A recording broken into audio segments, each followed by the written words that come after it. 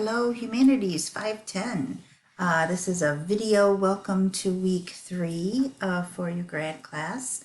And I just wanted to be able to give a little general feedback about things I've been seeing so far and set you up for a successful week ahead. So first of all, I'm enjoying getting to know everybody and everybody's voice as they communicate in the discussion boards and the essays. You're getting lots of feedback, so I hope you're finding it all. There's generally for the essays, the feedback's all written out in the comment area, and then the rubric is marked in each category, but there's no room to write on the rubric. For the discussion boards, though, the comments are embedded in the rubric. So you want to go where all the weeks are listed. Under that, there's a course dashboard. Click there, then click in what's called Open Grader. In Open Grader, I'll have a drop box that lists all the graded assignments for the course. And you click on the one you're looking for, and then it'll say view feedback in the marking guide or something like that. It doesn't say the word rubric, it calls it a marking guide.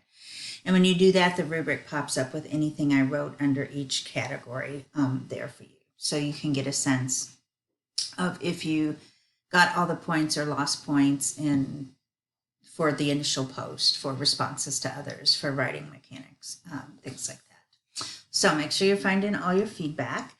The other thing I wanted to say, since we've had our first discussion board and those are graded now, is to be sure to be aware of the timing on that, because it's really important.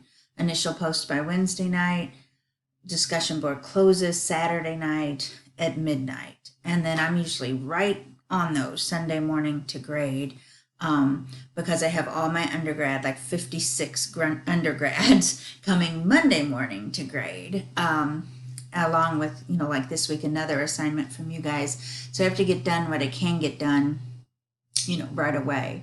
And, it's grad school, time to, figure things out. You can't be turning things in late and thinking I'm going to go back and look at them or look for them. If life happens hard and you anticipate it, that you're not going to meet a deadline, just be in touch with me before the deadline. Talk about, this is what's going on this weekend. Is there any way I can turn that in Monday?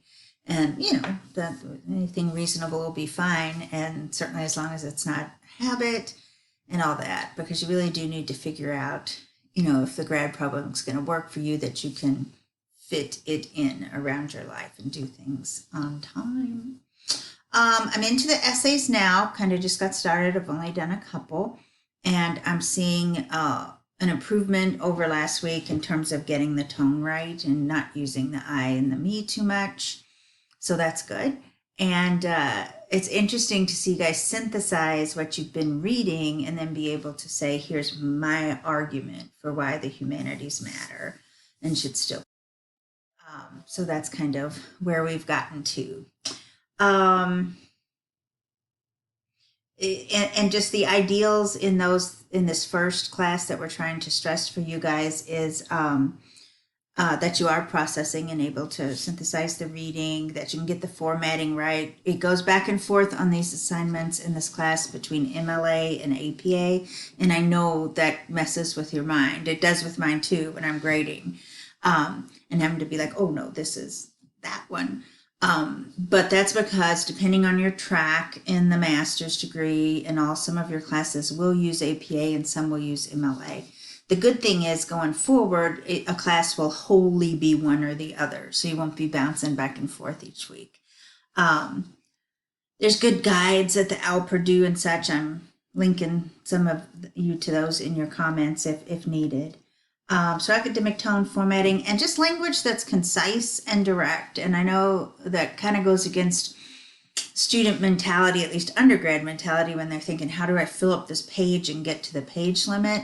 But, you all want to be thinking about writing that isn't wasting words and is saying things clearly in as few words as possible.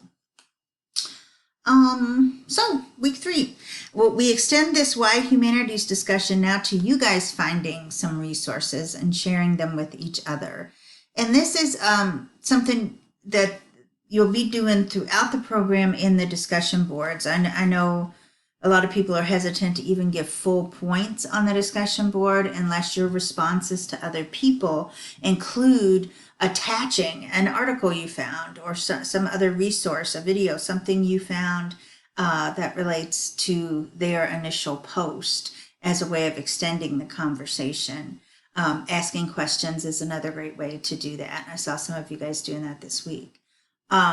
So in this week's discussion board, and it's the only assignment you have, yay, just one this time, you're asked to find some things out there on the web and determine if they seem to be good, credible sources about the humanities and share them with each other. So the early posters have dibs on the things they find, and the later posters will be having to find something that's not already been shared, ideally in that. So that's where we are. If you have any questions, you guys are emailing freely, and so keep that up. So gave you my phone number if you need to talk that way, or email and say you want to Zoom, and that'll be fine too. We'll figure something out. So have a good week 3, and watch for those papers starting to dribble back to you. I've got to give some time to the undergrads too, so I'll probably not do them all today or even tomorrow maybe, but maybe something like 5 a day. Get them back to you well before you have to write another one. Okay, have a good week. Good Labor Day.